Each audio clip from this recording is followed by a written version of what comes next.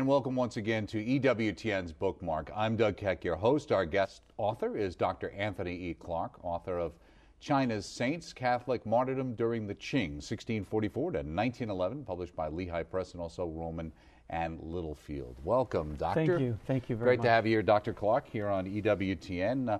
Our audience would have seen you over the last couple of years when you've appeared a couple of times on Father Mitch's program. I have. And we're talking about the same kind of topic in the same area, really talking about China, Catholicism, and martyrs. Yes. Why is that a topic of your, why is that a focus for you? Well, you know, it's so funny. When I was writing my dissertation, so many years ago, I was working in an archive in Taiwan, and I just encountered a number of texts in Chinese about these martyrs in China, these Catholic martyrs. Of course, first most important part of my life is my Catholic faith, but I'm writing about a Han Dynasty historian, and as I'm reading these texts about the martyr saints, I realized that, well, there are no saints, there are no churches named after China's martyr saints, at least not in America, and it just struck me that the martyrs need to be heard about. People, we need to know who they are. Well, let me ask you about that too, because in the title we talk about the, martyrdom during the Qing, and it's 1644 to 1911. What is the Qing? So the Qing is a dynasty. So it goes from 1644 to 1911. It's the last imperial dynasty before China becomes a republic, and then it becomes a communist country in 1949. Okay. And all of the saints, the so far canonized saints of China, died during the Qing, except for two. So there are only two saints that were canonized who died after the Qing dynasty. Okay, so would they have been killed under what circumstances? 1930, and they were killed by bandits and communist soldiers in 1930, two Salesians. Okay. Now, let's talk about this, too, because there's a reference, in going through the book, it refers to the Middle Kingdom, okay? Now, I think of Middle Earth, as my producer brought up one time, and Middle Kingdom, you think, well, that's kind of like, sometimes in history you read, well, there's the early kingdom, the middle kingdom, the later kingdom, but that's not how Middle Kingdom is used in this sense, right? Yeah, well, the term Middle Kingdom is interesting because in China, there's no word China. I mean, the word China was invented by Catholic missionaries. Really? Okay. And what's interesting is that these Catholic missionaries, when they were reading ancient books, they came across texts about this ancient dynasty called the Qin. Not the Qing, but the Qin. Okay. And when they wrote about this dynasty, they wrote about it in Latin. And these Catholic missionaries wrote about this place called Qin in Latin. And so in the West, it stuck. That's what we call that place, China. And in China, it's called Zhongguo, which means the Middle Kingdom, which literally means that the way they envision themselves in China, and I think still do to some degree, is that China, or Zhongguo, is the Middle Kingdom. It's that place in the middle of everything. Okay, so it's really the center of everything. Center of everything. Okay, that's interesting. Now, in the context of this book, and before we go into the book, it's kind of interesting you talk about the chapters here. What I thought was interesting was the fact that if I think of China and the Far East, I guess I think of the Jesuits first. But yet, so I wasn't as familiar with the Dominicans and the Franciscan involvement. But you really talk about, those are the three main orders that dealt with that part of the world? I think probably you're right, the most famous order in China certainly is the Jesuits. But the Jesuits were suppressed in the 18th century until the beginning of the 19th century. And when the Jesuits were suppressed, of course, Rome wasn't giving up, and the Catholic faith was not giving up on its mission in China, so it sent other orders. And it sent the Franciscans, it sent the Dominicans, it sent another very large order was the Vincentians, the Order of St. Vincent. Okay. The Salesians, the Order of St. Don Bosco. But it's important to remember, too, I think, and sometimes when I speak with my Jesuit friends, I always remind them, they think of Matteo Ricci, he was the first missionary, but he wasn't. And you hear a lot about him now. You hear a lot about it. It's the 400-year anniversary of his death this year, and the Holy Father, of course, called us a jubilee. There's a lot going on with China and relationships there. Oh, there is. And so I like to tell Jesuit, at least my Jesuit friends, the Franciscans were the first missionaries in China. So the first Catholic bishop in China was John of Montecorvino, who was a Franciscan bishop. And the most famous Jesuit of the group actually never made it to China, right? He was in Japan, and he tried to get to China, but he didn't quite make it. St. Francis Xavier, he died on an island. And if you look at the maps, it looks like, I haven't been to that island yet, but it's supposed to, the story is that St. Francis Xavier wanted to go to China to establish a mission in China, and he was on the island. The person who was supposed to, the boat that was supposed to take him to China never arrived, and he died of an illness basically looking at the shore of China and never made it. And in some ways, maybe thinking he had failed. And absolutely, but he didn't. But as you point out, he didn't, obviously. He didn't fail. Right. Well, it's always the case, even for when you look at the martyrdoms that happened, each one you would think was an ending, but it really wasn't an ending, right? You know, Indira Gandhi said, and she was, of course, a martyr herself, she said that martyrdom is never an end. It's really a beginning. And that's, you know, when we think of Catholic martyrdom, the word martyr means what? It means witness. Right. So, and that's why you say in this that you want the martyrs to really be martyrs, right? Well, I think of one of the roles of my book, one of the things I want this book to function as, is, in a sense, to help the martyrs to be better martyrs. Not to make them die again, but to really function as witnesses for the faith. Well, one of the things, before we go through some of the specifics, it really strikes me when I read through the story, especially in chapter 4, you know, the Boxer Rebellion, you focus on that, and the 3,000 martyrs basically there, people are killed, Catholics are killed. Besides the surprising thing to realize that there were like Catholic towns basically, which was obviously a new concept to me, but the idea that people were willing to be a martyr.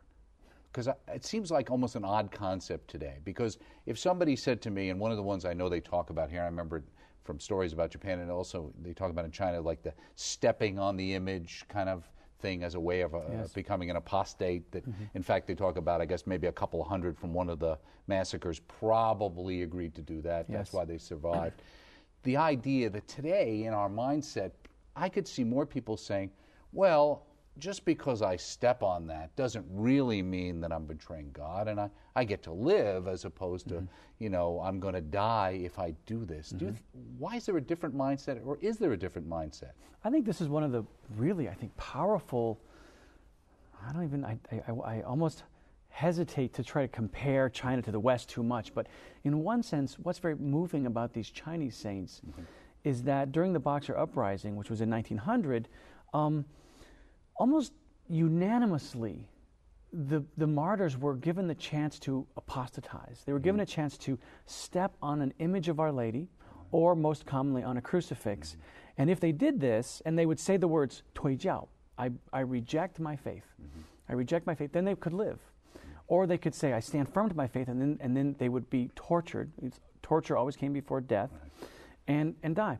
Well, the beautiful thing about China is that actually the instances of rejecting their faith are so tiny. And for them, when you read the texts, you know, in the Vatican, when you read the text, people would interview people who were there. You know, the Vatican would send priests to interview people who witnessed them die. Almost to a person, the Chinese martyr saints would say before they would die, I am now going to heaven. So why were they saying, I don't reject my faith? Because they wanted to go be with Jesus. Their faith is so strong that death was not an end. It was a beginning of something much better. To be in the presence of Christ, the beatific vision, for them was everything. So it's really, I think, a beautiful testimony to their faith in China. Now, in the beginning of the book, in the acknowledgments, there's a couple of names in there that popped out at me. One is our local ordinary here, His Excellency Robert Baker. Yes. You mentioned, and also, of course, the champion of the Jesuits, Father Mitch Pacwa. Yes. Okay, there's a long list of acknowledgments, but what role did each of them play in this book? Well, I really wanted to thank Father Mitch because he had me on his EWTN live show twice, and one of the shows was about the martyr saints of China, really when I had just finished the first draft of the book. And we had some really terrific discussions on that show and before and after.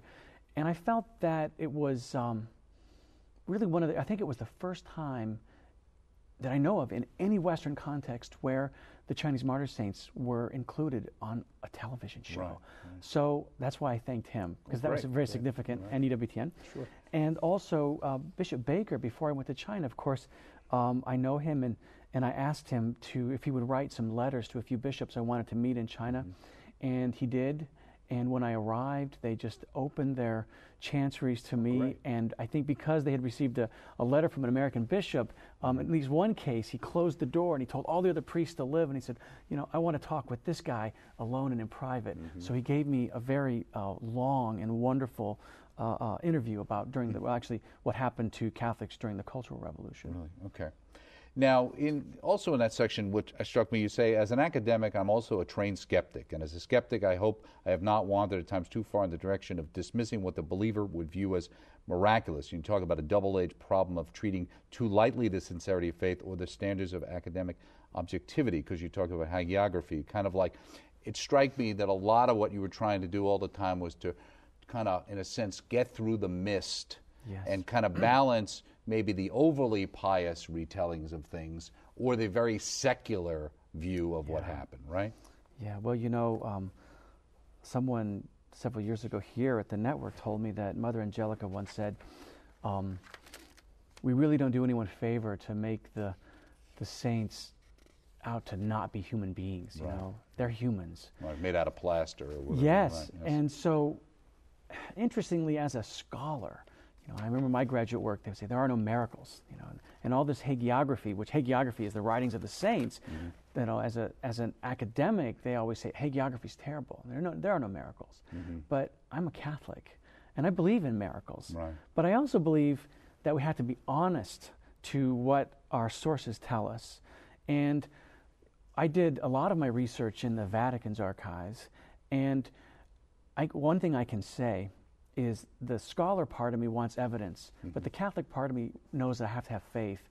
And the amount of evidence for miracles in the Vatican that you must demonstrate to verify the miracle is so extraordinarily vast that it's convincing evidence, right? I mean, I think most scholars, if they read what I read in the Vatican, they would say, well, it's kind of hard to dismiss the fact that an entire village, when interviewed, would say, we saw a light of a cross in the sky. About that, right. So for me, there's an antagonism of wanting to be this scholar that's really beholden to evidence and a Catholic who's really beholden to the faith that I believe in. Well as I think you're looking from the academic side to realize that as we've come to understand better that everybody has a bias, and the people who like to say that they're being unbiased have their own bias, and you even get there's one description I know in the book where an author talks about the two of the Catholic priests who were either killed, and kind of like, well, he wasn't a very nice guy, and the people really didn't like him very much, and so he had his own biases about why this might have happened, right?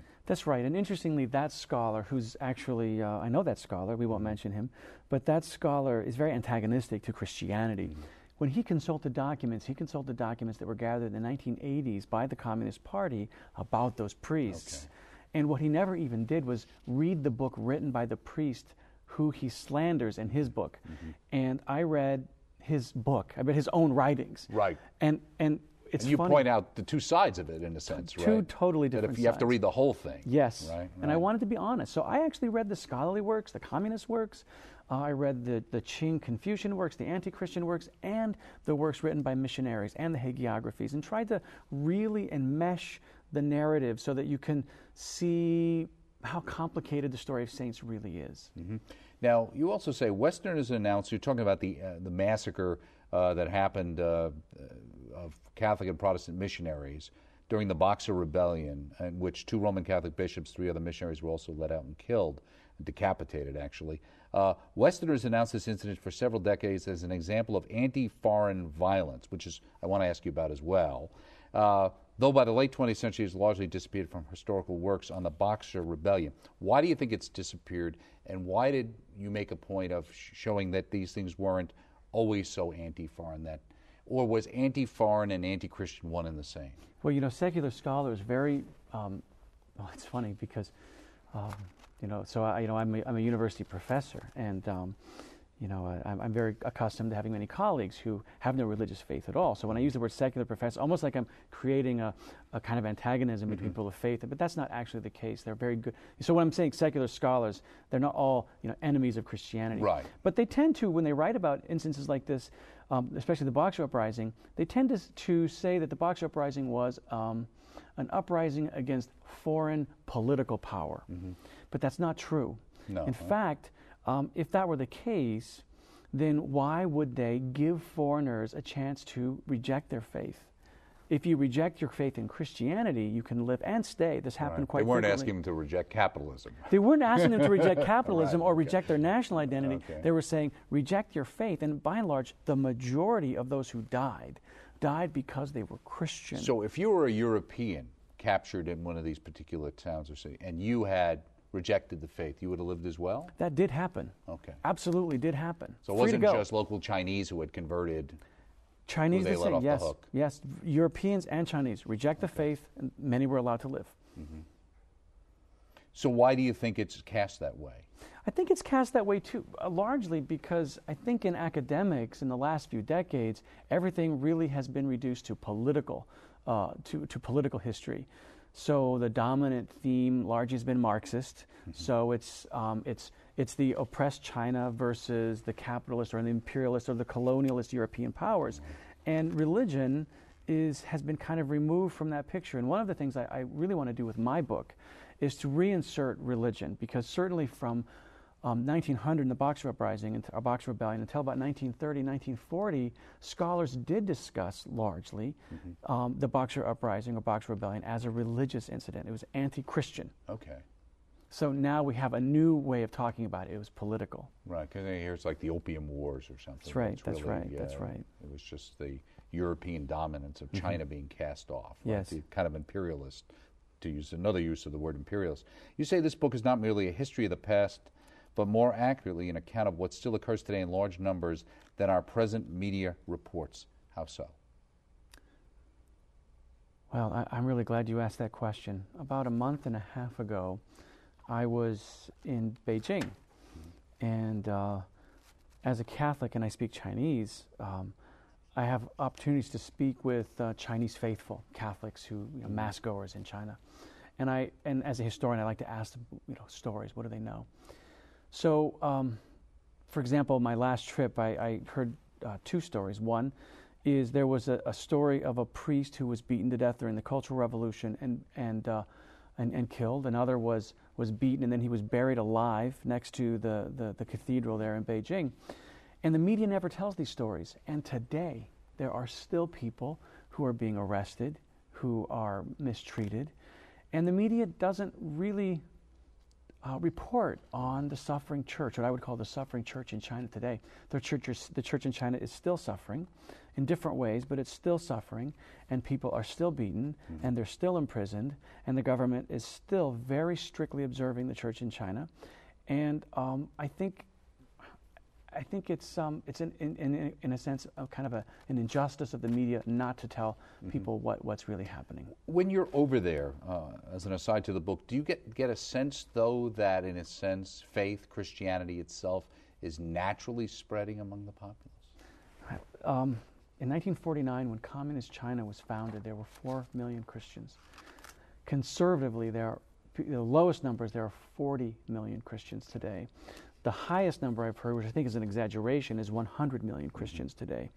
So what does that mean? That means from 1949 to today, during Communist China's mm-hmm. era, right. Christianity has just exploded. It's right. the fastest growing religion in China right now. And the Catholic faithful that I see are fervent. Mm-hmm. They're fervent. There's something about Christianity. Tertullian said the blood of the martyrs is the seed of the church. There's something about suffering and martyrdom that is almost like a fertilizer for Christianity. When you think of the church today in China, it seems to be flourishing mm-hmm. the most in areas where there were a lot of martyrs or in areas where there was particular persecution. But Christianity absolutely organically is flourishing. And I think largely because communism and materialism isn't making people happy. Right. It's just they're not happy with that. Right. As we know from our own country, unfortunately in some ways people are looking for other forms of spirituality. Yeah. It's interesting too because you talk about going to China, and I know in the beginning of the book you talk about your poor wife who kind of agreed to always traipse along with you, sometimes to pointless trips or yes. pointless locations and things like that. But it's interesting because you're talking about going there, and again, you talk about in these Christian or Catholic villages where most of the villages, but you talk about going there into one that's now still considered like a Catholic village, mm-hmm. where you're going and there's a loudspeaker blaring people saying the Hail Mary, and mm-hmm. this was a recent experience? So, yeah, and that's not in the book, right? Maybe that's in the book, I'm not sure. Yeah. What people don't know is that there are Catholic villages in China. Mm-hmm. and many of them, and the government really does not like foreigners to visit these villages because it would like the world to think that religion is sort of disappearing. But in one Catholic village called Liuhecun, it's in Shanxi province, there are about 2,000 to 3,000 people per Mass. Mm-hmm. Imagine that, 2,000 to 3,000 people per Mass on Sunday. And before the Mass and after the Mass, when I was there once, the whole village, several thousand, I think it's 9,000 people, the whole village has broadcast the Holy Rosary. Mm-hmm. And then they'll recite the Creed. And people, as they walk, they'll recite the Rosary or the Creed together. It's a beautiful testimony of faith. And when you drive into the village, there's a statue of Peter and Paul and I think Jesus. Right. Huge statues and a sign as you enter the village. And this is in, communist China today. Right. Well, in reading through the book and thinking about when you talk about the early days with the Franciscans and the Jesuits and coming from this European milieu, going to this other world in a sense, this middle kingdom that was in many ways much different kingdom than what they were used to. And you do point out, and you don't back away from where maybe some of their opinions going in were not the best, or maybe how they viewed the Chinese and the darkness, etc. there. But also, it's interesting with the idea of what was it? How did they adapt? Because how did they get into this alien world? It would seem like going to another planet. Yeah. How did they communicate? Yeah, well, I think today Chinese is officially one of the top 2 most difficult languages to learn. Mm-hmm. And imagine then, right, many of these missionaries had never seen chopsticks. So they write home in these letters. I'm reading their letters home. First letter home of a missionary was typically something like this. Dear Mom, I'm having to learn this terribly difficult language with the writing system where you have to memorize every character. There's no phonetic system. Mm-hmm. And I'm having to eat with 2 sticks. And I don't know how that works. And there's no wine. So culturally, it was a difficult adaptation. And secondly, the language was very difficult. But what they learned very quickly is once you learn their language and sort of adapt to their culture, that they were hungry for the faith. So the rumors started to spread that it's worth the effort. Mm-hmm. Learn the language, learn to eat with chopsticks, and they wore Chinese clothing. Many of the bishops started smoking with these long Chinese pipes, and they memorized the Analects of Confucius, so that when they met a Confucian, they could say, they could recite the Analects and impress them. So. Right. So in a sense, proper understanding of enculturation. That's right. And because you also talk about where. Near the end of the book, whereas Roman Catholicism bore much of its efficacy because it bore the trappings of Roman culture, Chinese Catholicism became more effective once it too became a more seamless part of Chinese culture. Even talk about the architecture, right? Yes. Of the way during the time of the Boxers, how different the village would look in a sense of the kind of the buildings or the church would look, so they could clearly be identified. And today, that's not the case. Well, sure, they used to like to build these huge sort of Romanesque buildings. Mm-hmm. Or these Gothic-looking cathedrals. And the Chinese thought that was interesting, but they would often build these huge Gothic cathedrals, and the shadow would cast itself over these local temples. So it kind of made an antagonism, I see. Right? The local, like they were being overshadowed. That's right. Okay. Well, once the missionaries thought, let's just let them design their own churches. They did the suede roofs, and the churches began to look more Chinese, mm-hmm. and then they became, I think, more comfortable. Mm-hmm. So to this day, when you attend the Chinese Mass, the old Catholics will sing songs. They'll sing Marian hymns to the tune of old Chinese music, mm-hmm. and the churches will be very Chinese and very traditional. Once that happened, the church truly became China's church, mm-hmm. the Church of China. Mm-hmm. It's interesting, too. I was thinking we were talking about the Boxers, too, and we talk about, because of the spiritual aspect of it in the sense of not just anti-foreign but anti-Christian, because there was a spirituality in the Boxers, right? Yes. This whole idea that they couldn't be killed or something. And yeah, the Boxers were a group in 1900, a group of young men. There was a group of women called the Red Lanterns. And what these young men and women would do is that they would go to see a local spiritual leader, a Buddhist monk or a Taoist priest, and the Taoist priest, a Buddhist monk, would write the name of some ancient Chinese hero. They would read the sutras or Taoist texts. Then they would burn the name of a Chinese hero take the ashes, put it in tea, and they would drink the tea, and they would have a possession ritual where they would actually believe they were possessed by the spirit of this ancient Chinese hero, and then they believed that by being possessed by that spirit, they were invulnerable to bullets and invulnerable to swords.